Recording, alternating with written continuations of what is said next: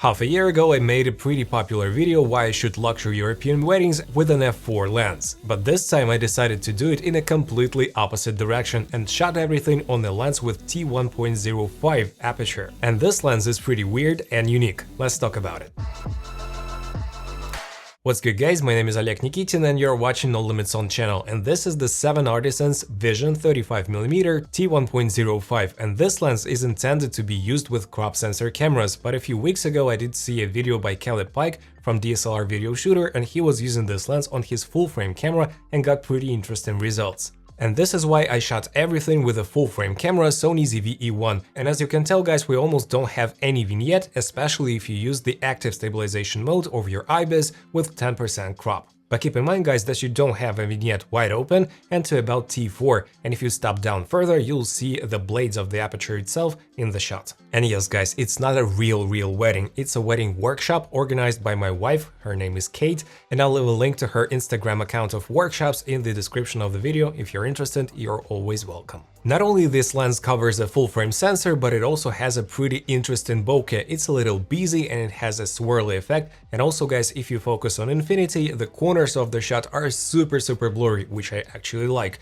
but if you focus closer on a person for example, you'll see the corners in focus actually, and this is called field curvature. It means that the plane of focus is not a straight line, but has a curve to it, and you'll get this interesting effect. Of course, in the middle of the shot wide open, you can get the razor sharpness, but this time I really wanted to shoot something mysterious, let me say, and I didn't chase the perfect sharpness of the image. I also did use this locking VND filter from Freewell company, which has 3 to 7 stops plus CPL, and also on top I did use occasionally ND32, which stacks up with the locking connector, and also a 1/4 of a mist filter to enhance this mysterious effect. And guys, obviously this lens is not an autofocus lens, it's a manual focus only, a cine lens. And to focus properly, I did use an on-camera monitor, which is the Viltrox DC-A1, 7-inch, pretty affordable monitor with great brightness and a sun hood, and I had zero issues with focusing because it has a pretty long focus throw. And by the way guys, I have a review of that monitor on the channel, so if you're interested, I'll leave a link in the description. Obviously this lens doesn't handle backlighting situations really well, and you can get a lot of flares and light leaks, but for this particular scenario,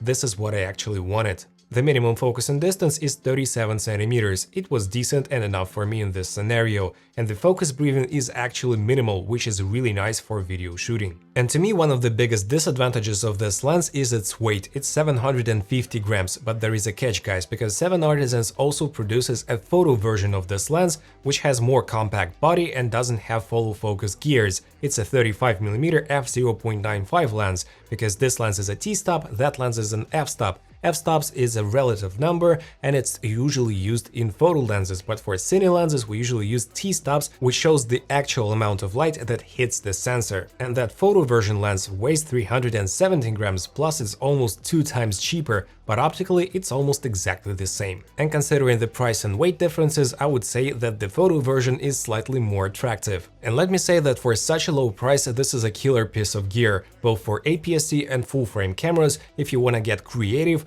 or if you find yourself in a very low light situation. And for those reasons guys, this lens and the photo version of the same lens is actually highly recommended by myself guys. If you found this video helpful, please smash the like and subscribe buttons and hit the notifications bell. And right here I have another 7 Artisans pretty interesting, weird, let me say, lens review, which is the 50mm f1.4 tilt shift lens, and I'll see you in that one guys. Take care, bye.